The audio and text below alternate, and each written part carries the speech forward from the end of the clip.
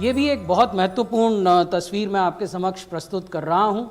ये हम पिछले लगभग 11 दिन के आंकड़े आपको दिखा रहे हैं। इसमें अगर 2 दिन छोड़ दें तो प्रत्येक दिन जो नए रिकवरीज हुई, यानी वो लोग जो स्वस्थ हो गए और घरों को चले गए, और जो नए केस उस दिन आए, अगर दोनों की तुलना करें तो जो लोग रिकवर हुए उनकी संख्या नए संक्रमित लोगों की संख्या से ज़्यादा है। तो ये भी एक ट्रेंड है जो हम आशा करते हैं कि लंबे समय तक बरकरार रहेगा। इस पर हमारी अभी निगरानी है। राज्य से राज्य में ये ट्रेंड भिन्न है, वो भी मैं आपको दिखाऊंगा, लेकिन ये नेशनल ट्रेंड है जो पिछले 11 दिन का है। अब यदि हम कुल रिकवर्ड केसेस देखें तो आप ये पाएंगे कि 1 लाख से 10 लाख रिकवरी होने में हमें 57 दिन लगे। It took 57 days for 1 lakh recoveries to become 10 lakhs. However, if we look at the last 10 lakhs, that is 40 lakh recoveries to 50 lakh recoveries, it took us only 11 days. तो ये भी एक सिग्निफिकेंट तथ्य है जो मैं आपके दृष्टि में लाना चाहता था। ये बड़ी तस्वीर है कि जो कुल केस हैं देश में, उनमें से कितने एक्टिव केस हैं और कितने रिकवर्ड केस हैं। हम आपको ये बता रहे हैं कि आज की तिथि में देश में जो एक्टिव केस हैं वो केवल 15% हैं कुल केसेस के, और जो रिकवर्ड केस हैं वो 83% हैं। तो 83% are the recovered cases and 15.4% are the active cases. So the percentage of active cases, as you would see, has shown a continuous and sustained decline from 15 September till date. 15 सितंबर को active cases का प्रतिशत 20% था और आज वो 15.4% है। अब राज्यों की बात करते हैं। राज्यों में क्या स्थिति है? ये महाराष्ट्र की स्थिति है पिछले 5 सप्ताहों की।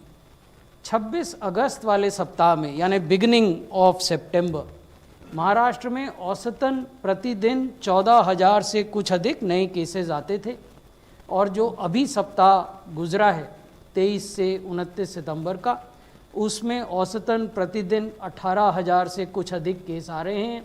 बीच में एक पीक जरूर था जबकि हर दिन 21,000 या 22,000 के लगभग केसेस आ रहे थे। वैसे ही अगर कर्नाटक को देखें पिछले 5 सप्ताहों में, तो वहाँ पहले सितंबर वाले सप्ताह में लगभग 8,300 के लगभग प्रतिदिन केसेस आते थे नए। अब वो घटकर 7,900 हो गए हैं। बीच में एक उछाल वहाँ भी था 9 से 15 सितंबर के बीच, जबकि वहाँ 9,000 केसेस प्रतिदिन आते थे।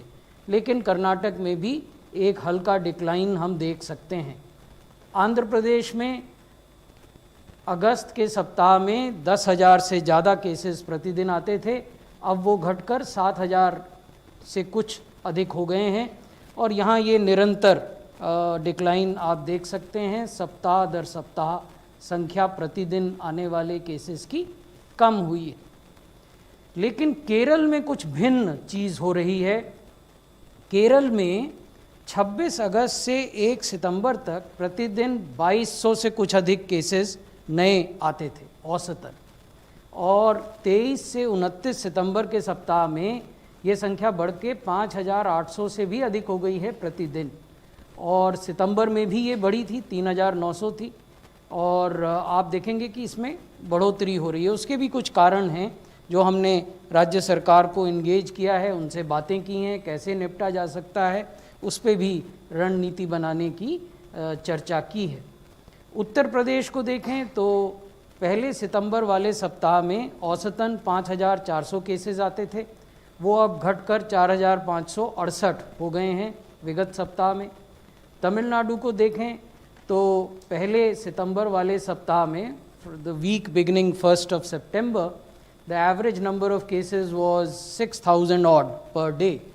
This number has come down to 5,500.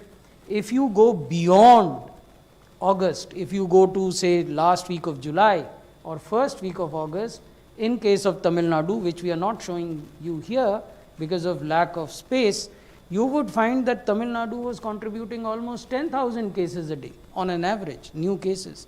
So in case of Tamil Nadu, this is a significant decline. Orissa को देखें तो यहाँ अभी कोई स्पष्ट ट्रेंड नहीं उभर रहा है। सितंबर के पहले सप्ताह में 3000 से कुछ अधिक मामले थे प्रतिदिन, अभी 4000 से कुछ अधिक मामले हैं, बीच में बढ़े भी थे। छत्तीसगढ़ को देखें तो 1350 मामले आते थे सितंबर के पहले सप्ताह के प्रत्येक दिन नए, अब वो 2896 ऑलमोस्ट 2900 मामले प्रतिदिन आ रहे हैं। आसाम को देखें तो वहाँ भी सितंबर के पहले सप्ताह में 2300 के लगभग मामले आते थे नए प्रतिदिन, ये संख्या अब कुछ घटी है, 2044 हुई है। और तेलंगाना को देखें तो यहाँ 2700 से घटकर ये संख्या 2000 हो गई है। तो आगे जाते हुए हमें क्या करना है?